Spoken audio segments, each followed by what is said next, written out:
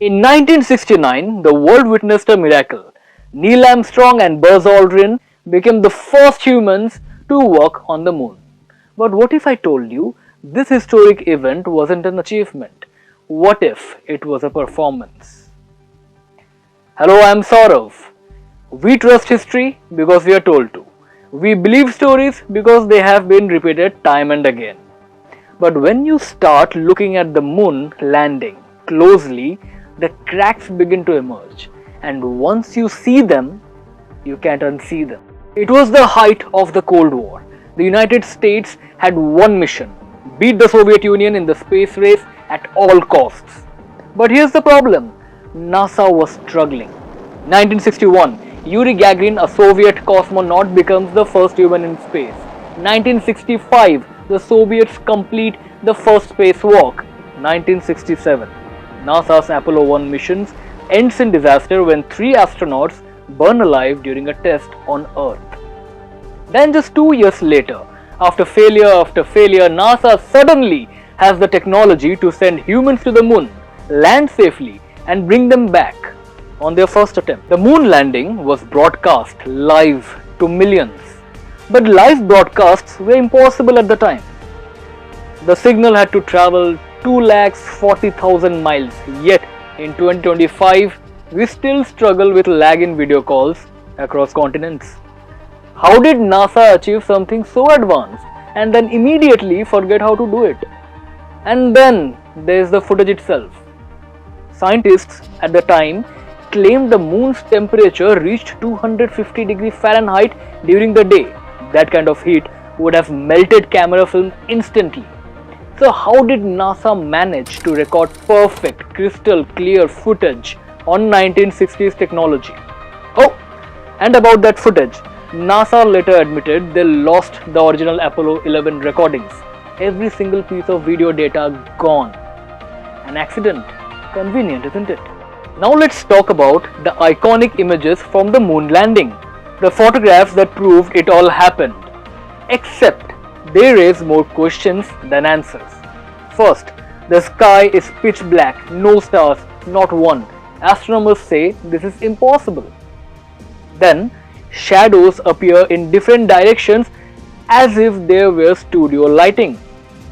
On the moon, with only one sun, all shadows should be parallel. In a vacuum, nothing moves without force. Yet, the American flag flutters as if there's wind. But there is no wind on the moon. And here's where things get even stranger. In 2002, a former NASA engineer named Bill Kaysing claimed the entire moon landing was filmed on a set in the Nevada desert using Hollywood special effects. And guess who was making realistic space films just 1 year before the moon landing? Stanley Kubrick. His film 2001, A Space Odyssey, was so advanced that even NASA engineers said it was indistinguishable from reality. Now let's step away from science for a second and look at human behavior. If you achieved the greatest milestone in human history, wouldn't you be thrilled, excited, full of pride? Yet when Armstrong, Aldrin and Collins held their post-mission press conference, they looked empty, guilty, like men carrying a burden. Years later, Buzz Aldrin was asked to swear on the Bible that he walked on the moon. Instead of simply doing it, he got angry. So angry that he punched the man who asked. Why? Why such an extreme reaction? Wouldn't you just laugh and say, "Of course, I did it"? Into the record in the argument and put your hand on the Bible, swear to God you walked on the moon. Mr. Cyril, knowing you, that's probably a fake Bible. Really? Well, no, it's a real Bible. You have the opportunity to have $5,000. The meeting is not open. Well, you have $5,000 cash. You can give it to charity if you swear on the Bible that you walked on the moon. Please I have give a it to tape. charity. It'd be fine. Why don't you swear to... Some say if the moon landing was fake, wouldn't someone have spoken out by now? But let's not forget, this was the most powerful government operation in history. Then there is NASA itself. After 6 Apollo missions, the US never went back to the moon. Despite massive advancements in technology, renewed interest, and space billionaires like Elon Musk and Jeff Bezos, No one has set foot on the moon since 1972. Why is it impossible now if we did it with 1969 technology? Now here's the thing. Maybe the moon landing wasn't just about beating the Soviets. Maybe it wasn't just about national pride. Maybe it was about controlling what we believe is possible.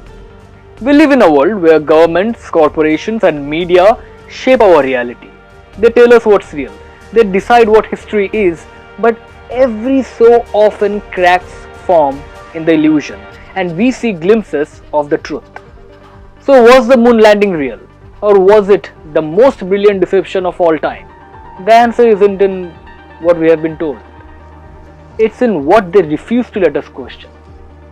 We may never know the full truth, but one thing is certain: the moment you start questioning the official story, the world looks different. Till then, keep questioning and stay tuned to Orissapost Live.